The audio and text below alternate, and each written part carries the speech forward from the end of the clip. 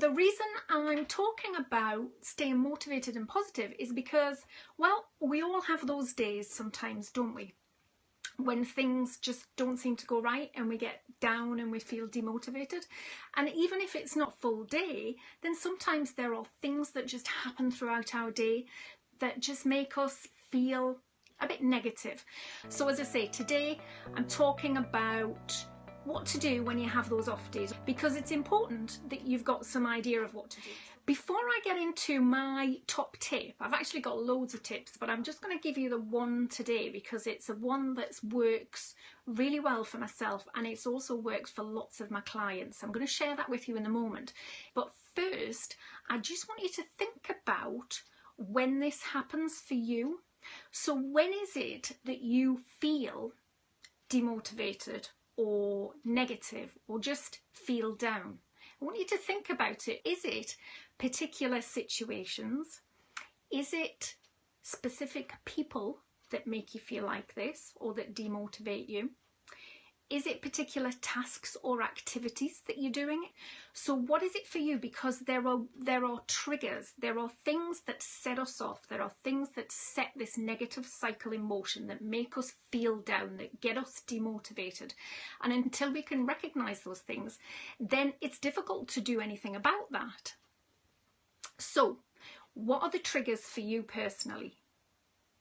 Second thing to remember or to think about is, what are the consequences? So when you recognise, even if you don't usually recognise it in the moment, but you're thinking now, actually that happens when I do that particular activity, I always get really demotivated or really down.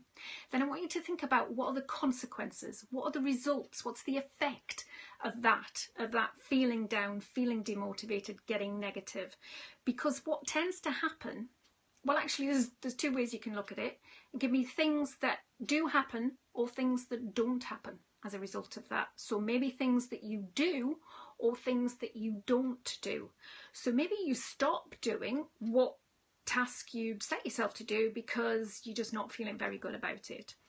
Or maybe you have some great procrastination techniques, some things that you just kind of start to do to stop you doing what you wanted to do. So what are the consequences for you?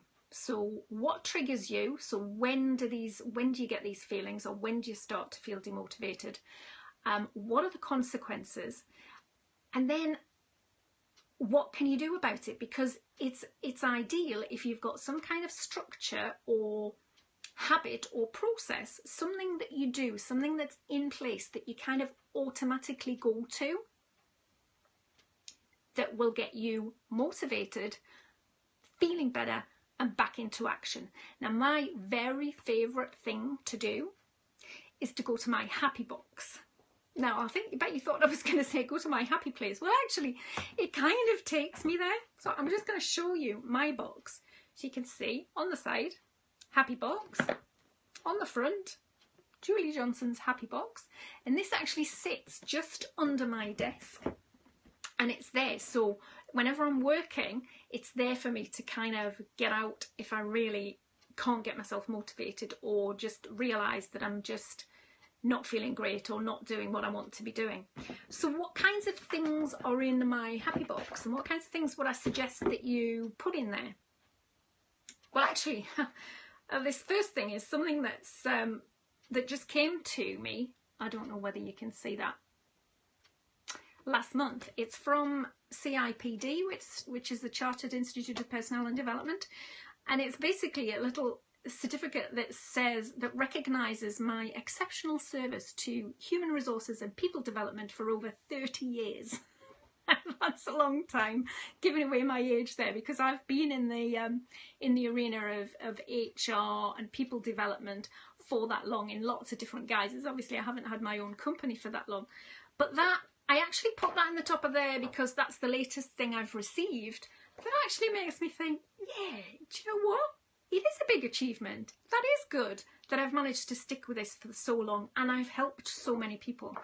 So what kinds of things might go in yours? Well, I put things like thank you cards. Whenever I've had a note from someone that's thanking me, whether that's a client, a supplier, a colleague, You can even put things in from family and friends. So I've got quite a few thank you notes there. Sending you a hug, that just makes me feel better. I've got postcards from my children. What else have I got? Now this is actually a testimonial or some feedback from a client that was on an email that I've printed off and put in here, because that just reminds me when I'm feeling down that actually I do work that's valued, that has an impact on people. So that kind of thing. I've got a list here, and this is something that's actually really good to do. This was an exercise, as an exercise I did on one of the sessions that I ran, a face-to-face session a while ago.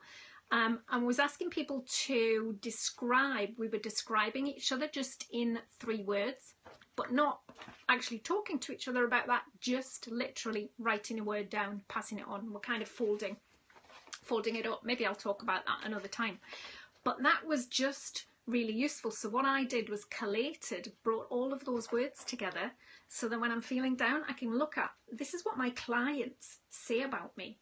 They say that I'm fun-loving, approachable, confident, professional, committed, bright, enthusiastic, dynamic, vibrant, all of those things that make me feel, actually, if I'm not feeling like that at that moment, then that's a really good way of getting me feeling like that. And another one that I probably go to fairly regularly is I've collated a list of ways that I've helped clients. And there's probably nearly 100 on that list by now. So that's just little sentences of things that clients have said, either as part of testimonials, or they've said to me at certain points that I've just made a note of and actually then put on there. And again, that reminds me of the value and the impact and the contribution. And that can only help you feel better. So that is my happy box. It's my top tip for getting you to feel more motivated and positive. And if you're not, if you're in an office with lots of people and you don't want a physical box like that, then you can have a file, have a folder or something on your computer that you can go into and you can look at, that's going to make you feel better. So thank you cards, pictures, testimonials, lovely words and visuals, images that just make you feel good about yourself and about the work that you do. I can guarantee that will help. So if you have any other practices or habits or things that you go to or do when you're feeling demotivated, when you're feeling down, then please do share them. I'd love to hear. Until next time, stay energized, stay motivated, and if you struggle with that, get your happy box sorted.